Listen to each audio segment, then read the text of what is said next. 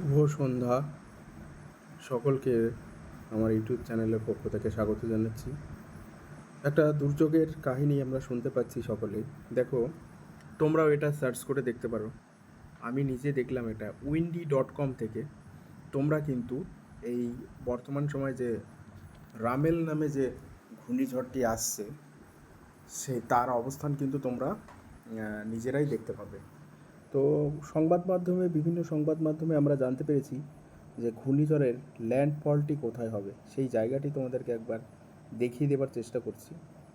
এটা মোটামুটি কলকাতার খুব কাছেই এর কিন্তু ল্যান্ডফল হওয়ার কথা রয়েছে। হলদিবাড়ি, এই হলদিবাড়ির এই জায়গাটাই কিন্তু, এখানটায় তোমরা লক্ষ্য করো, হলদিবাড়ি এই জায়গাটায় কিন্তু তোমাদের ঘূর্ণিঝড়ের ল্যান্ডফল হওয়ার কিন্তু একটা কথা চলছে, আলোচনা চলছে।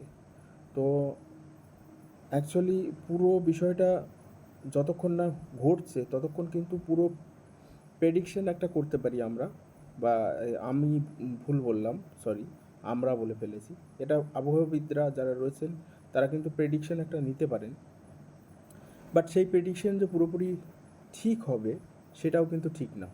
ঠিক আছে, তো এখানটায় বলা হয়েছে যে অ্যাকচুয়ালি ঘূর্ণিঝড়ের লোকেশনটা, পাথটা, মানে কোন পথে যাবে সেটা কিন্তু বলা হচ্ছে যে এরকমভাবে গোসাবা, তারপরে বাংলাদেশের শ্যামনগর অঞ্চলের মধ্যে দিয়ে এবং কলকাতার ওপর দিয়ে, অ্যাকচুয়ালি কলকাতার খুব কাছ দিয়ে এটা যাবে। যেরকমটা হয়েছিল আমফান, সেই একই রকমভাবে কিন্তু এর গতিপথটা আবহাওয়াবিদরা জানাচ্ছে যে এর গতিপথটা ওই রকমই মানে শো করছে। অ্যাকচুয়ালি ভবিষ্যতে কী হবে সেটাও তো ভবিষ্যৎ বলবে, কালকেই বলবে।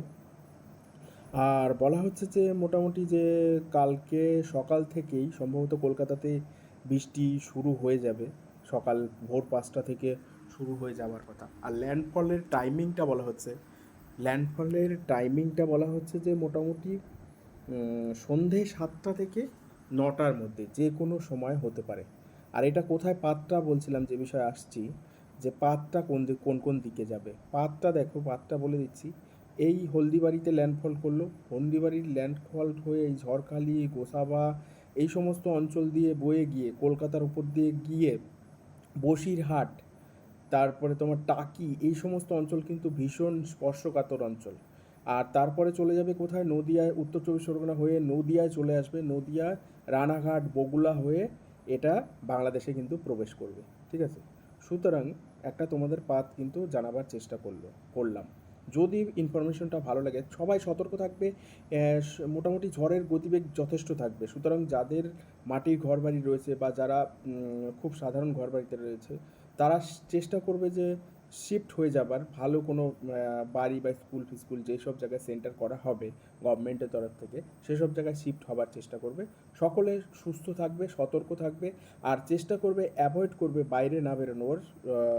রবিবার এবং সোমবার দুটো দিন গভর্নমেন্টের তরফ থেকে বলা হচ্ছে যে বাইরে না বেরোনোর চেষ্টা করবে। এই দিনটাকে, এই দুটো দিন যাতে অ্যাভয়েড করতে পারো। সকলে ভালো থেকো, সুস্থ থেকো, আর সবাই সতর্ক থেকো, আর সবাইকে একটু সচেতনতা করে দিও যে এইভাবে হতে পারে এটা। ঠিক আছে, আর যদি ইনফরমেশনটা ভালো লেগে থাকে তাহলে অবশ্যই চ্যানেলটাকে লাইক, শেয়ার এবং সাবস্ক্রাইব করে দিও। এইরকমই আপ টু ডেট ইনফরমেশন পেতে হলে অবশ্যই বেল আইকনটা টিপে দিতে ভুলো না, কারণ কি ওই বেল আইকনটা টিপলে তোমরা কিন্তু সম্পূর্ণ ভিডিওটা সর্বপ্রথম পাবে। ওকে, সবাই সুস্থ থেকো, এখানে বিদায় জানাচ্ছি। শুভরাত্রি।